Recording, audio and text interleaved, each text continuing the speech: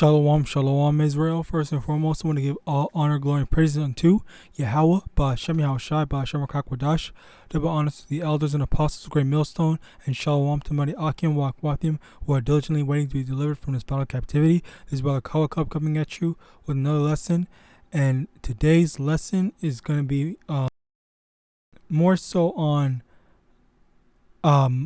avoiding Slakia, respecter of persons, as well as shifting the blame, shifting the responsibility of, I want to say, global problems, global issues on the lowly people, or the people that don't really have much power on it. All right.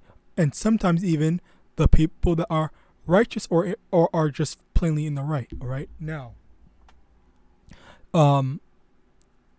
here are a few inspirations. I believe there are a total of 3.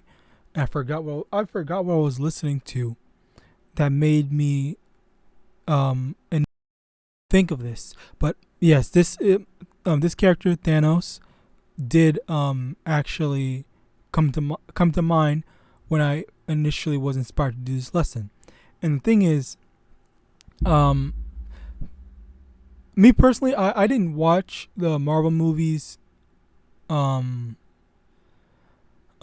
Basically the main thing is that Thanos, people were saying, oh yeah, Thanos is right. We need to indiscriminately remove half the population of the earth or of the world, whatever, so that everyone can have more resources. And they are under the under the impression that the whole population control thing is an actual problem. It's an actual issue. There's more people on the earth than there is space, land, and resources. When the reality of it, let me actually see if I can get this. Oh, Slakia. Okay, we're still recording.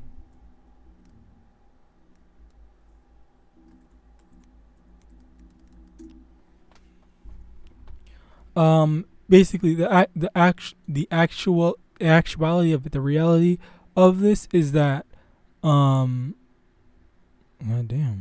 actuality of this is the fact that it's just a matter of the people, the elites have most of the resources saved for them and only for them. They have most of the land. They have, have you seen have you seen a mansion?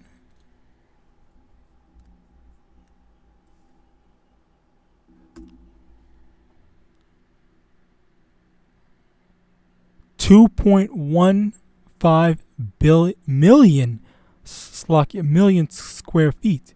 Look at this shit.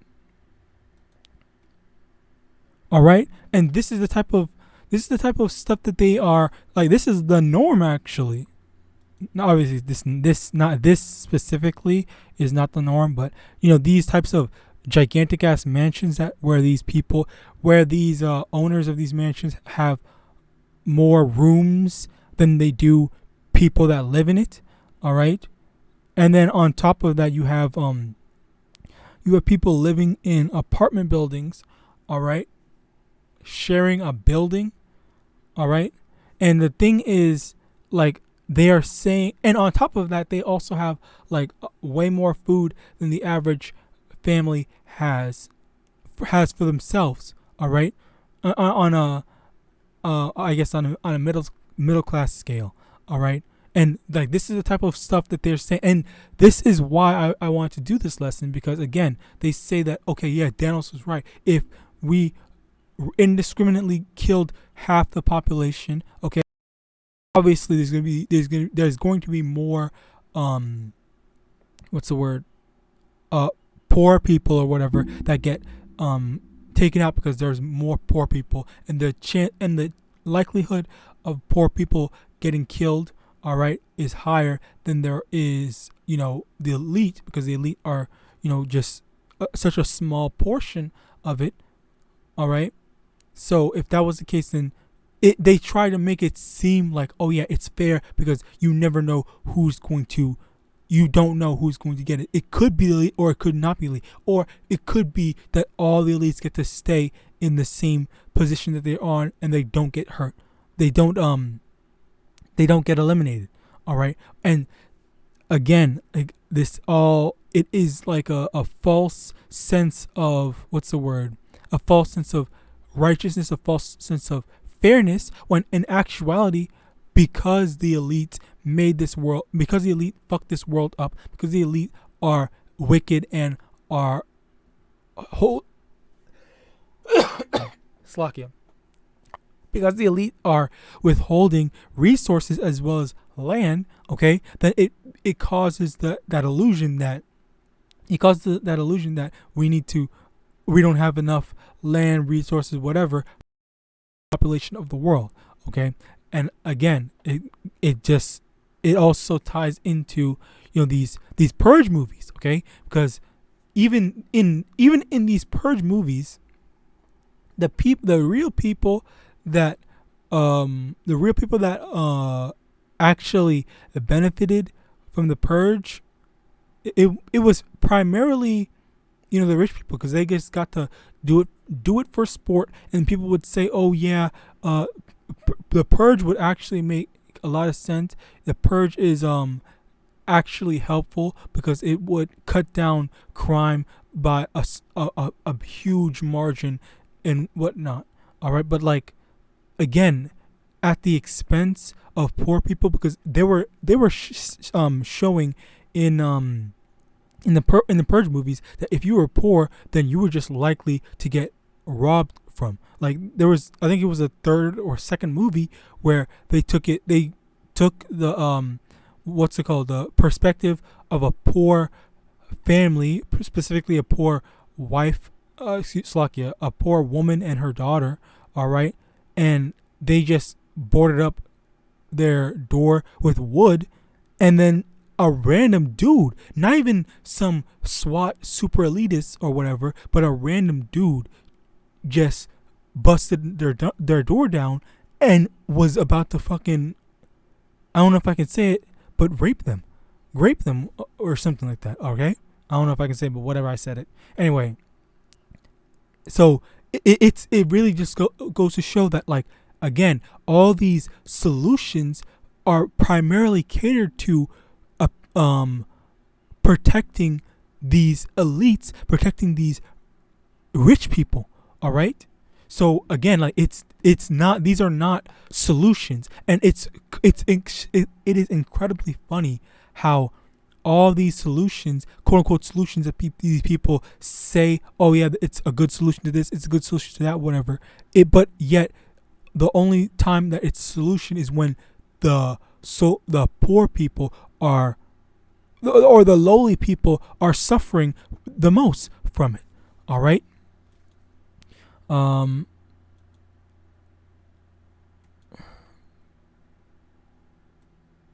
Deuteronomy chapter 1 verse 17.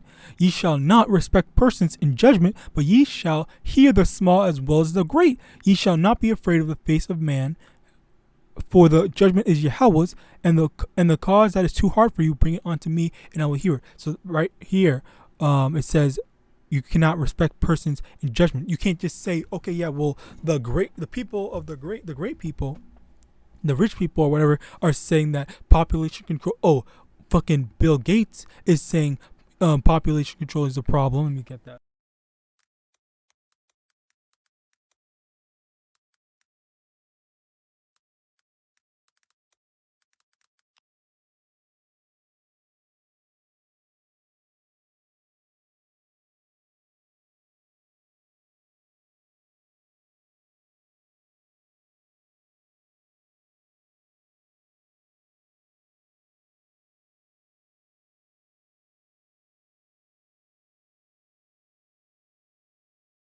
These people about, take the things that these people say because they have money, because they're rich, because they okay, I can't read this then, so Slakia, because of okay, you know what, let me just not fucking do that. Let me just not, because I don't want this video getting taken down anyway. Because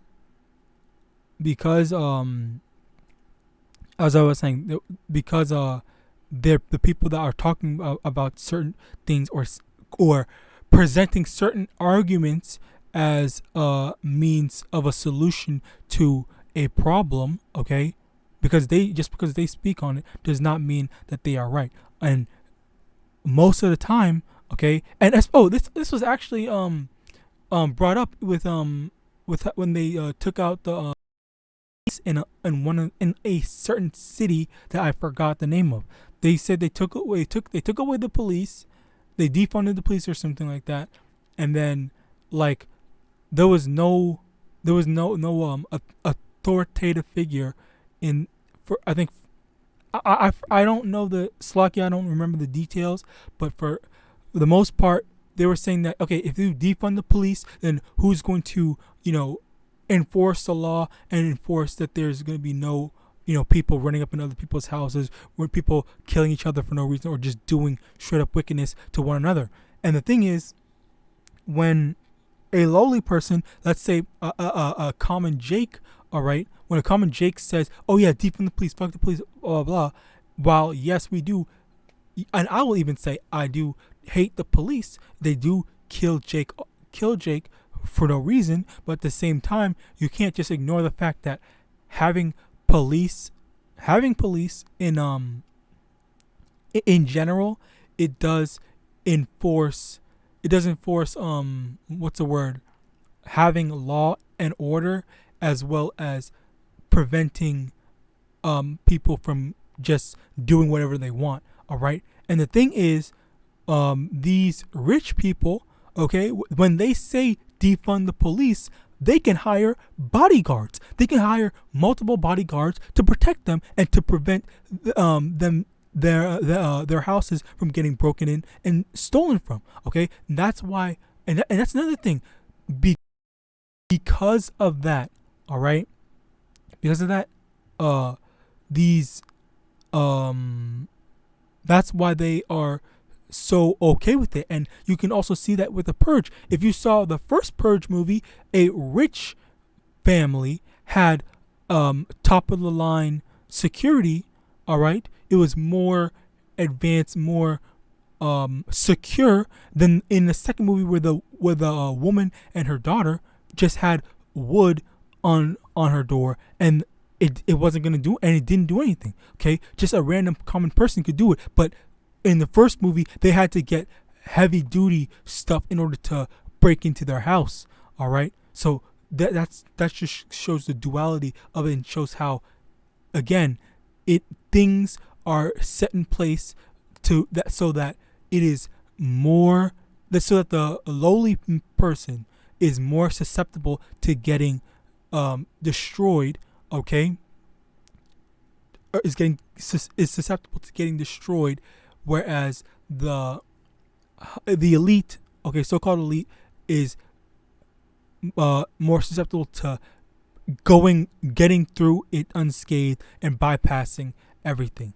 All right, now, and this is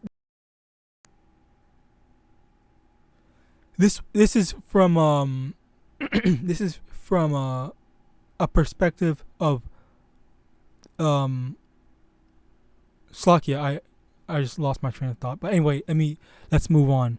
Because I want to get into my notes right quick, because I wrote some stuff down. Bear with me. Okay, yeah, Slovakia. Just a final point on this is that this whole Thanos was right stuff, Purge and stuff like that is good. It is ultimately to, further oppress the lowly. Okay, it's not even just about Jake or Israel getting oppressed, but just in general, anyone who is lowly, anyone who doesn't have money.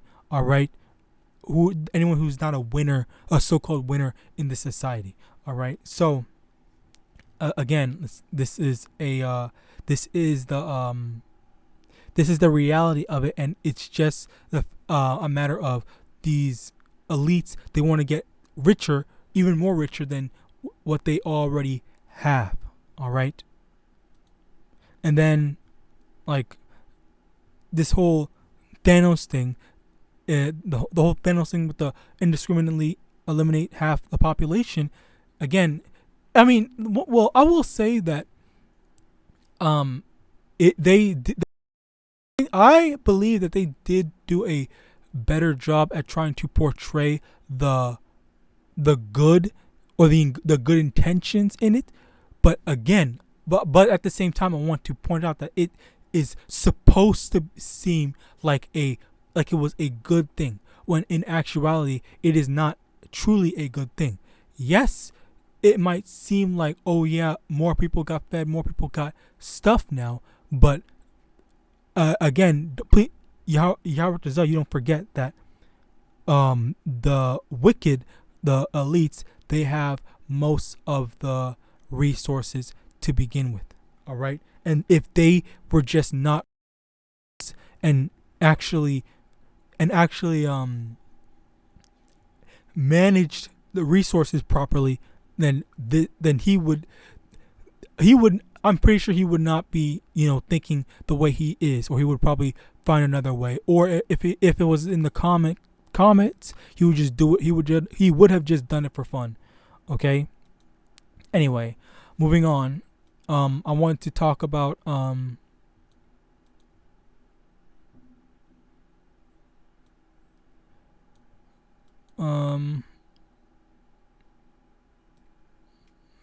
Ezra chapter 15 verse 6, for wickedness hath exceedingly polluted the whole earth, for works are fulfilled. So the thing is, the world is polluted. Okay, number one, in the people's mindsets, and thinking that stuff like the population needs to be controlled and managed, as well as the fact that the world is in fact polluted, literally polluted, as well as spiritually polluted with the way that things are.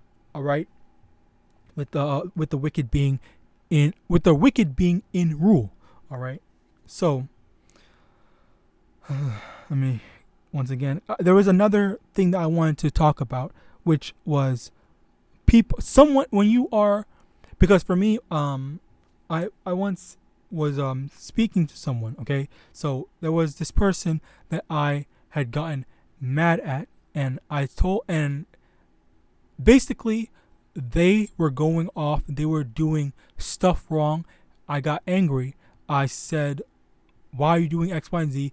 I probably said some more than harsh words.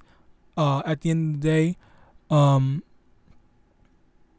don't regret it. Okay, for the most part, I don't regret it. And the thing is, that person told me that they had a nightmare that I was I forgot exactly what they said, but basically the nightmare was like, oh, I was saying some mean stuff, and they woke up crying and whatnot, and stuff like that, and they were basically saying that, oh, I hate them and whatnot. And the thing was, I don't hate them. I just hate every time when they are doing some wicked and dumb ass stuff that I constantly have to clean up after other people's mess. I constantly have to work extra hard because no one is helping me. All right. 2 Corinthians chapter 11 verse 6. But though I be rude in speech, yet not in knowledge, but we have been thoroughly made manifest in you in all things. Okay, so all this whole matter of you can't speak rudely to people is absolutely dumb. And these Christians do not know the scriptures. These know the word of YAHAWASHI. Now the thing is,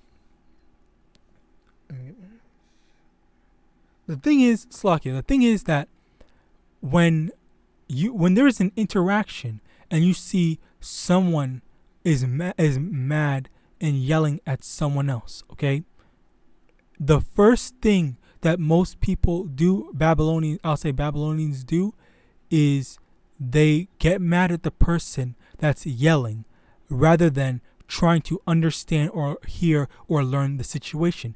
This is why a lot of times when you have these random ass people try to mediate, and I've been in this situation when I've been the person that's angry and yelling at someone, whoever it may be, all right, the mediator always takes one side of the story, okay, because they are not, because to the best of my knowledge, they are not in this truth, okay, but the mediator always takes one side of the story and then runs with it as if it's gospel fact, instead of hearing both sides, instead of giving the other person a chance to explain the story and then going along with the facts. Okay, so again, this is a very big issue. All right, this is a very big issue. The matter of the fact that Slakia, by the way, if I am stuttering a lot, forgive me. Yahawadah, I can still make this lesson edifying. But as I was saying,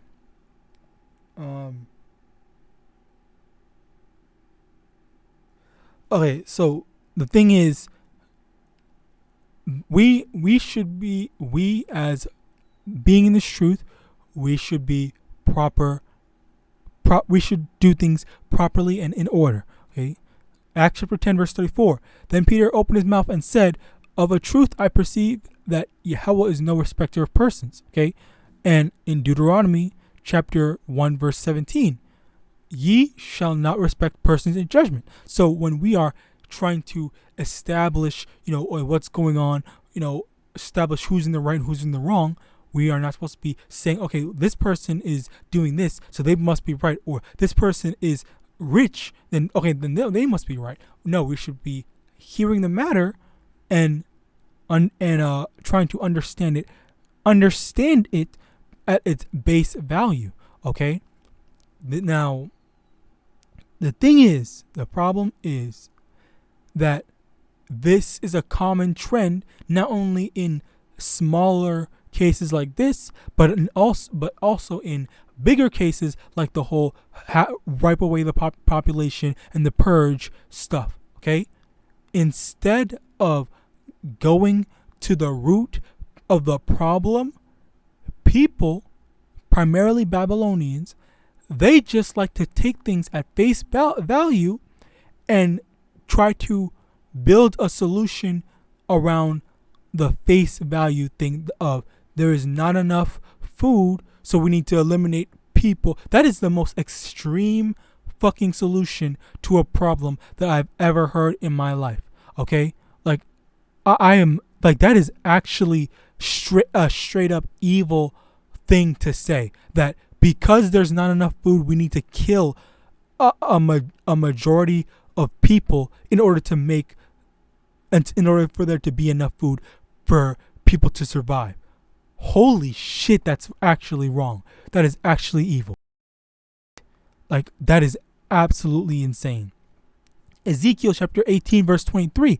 Have I any pleasure at all that the wicked should die, saith the Lord Yahweh, and not that he should return from his ways and live? Right here, we see that if the most ideal situation would be if the wicked would realize the evil that they're doing and just stop and say, okay, you know what? We have all this food and we see people are starving and suffering and whatnot. Let's take some of our food and let's share with the poor people and whatnot. Like, that is ideal. The Lord says he does not take pleasure in the fact that the wicked are dying. Okay, he said it would be better if they would return from their wicked ways. All right, and let's go to Ezekiel chapter 33 verse 11. Say unto them, as I live. I hope I read the first one, but Ezekiel chapter 33 verse 11. Say unto them, as I live, saith the Lord Yahweh, I have no pleasure in the death of the wicked, but that the wicked turn from his way and live. Turn ye from your evil ways, for why will ye die, O house of Israel? Okay, so it is, at the end of the day, it is primarily Israel, but at the same time, in a general sense, like wicked, the wicked people, if they just didn't, well, the Lord, Slakia, the Lord definitely has no intentions of letting Esau, Edom repent. Okay, I just want to let that be established. But at the same time, in a general sense, as I was making mention of, these examples, half the population gone, purge and oppressing the poor, as well as if someone is, blatantly in the wrong. Okay, and also Slakia about that, I forgot about that. When you are in a personal squabble, and let's say you got mad, you're screaming at someone, and then a third party comes in and says, why are you screaming, do this, blah blah, and they're saying that you shouldn't be screaming X, Y, and Z, instead of thinking, what did this person do to make you that mad?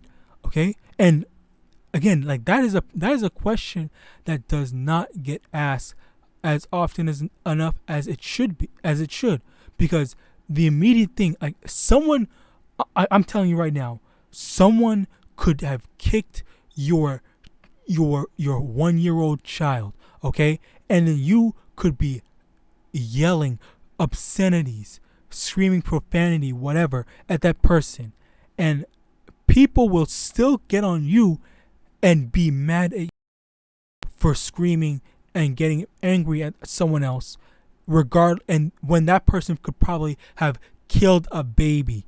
All right, it is absolutely disgusting and truly wicked.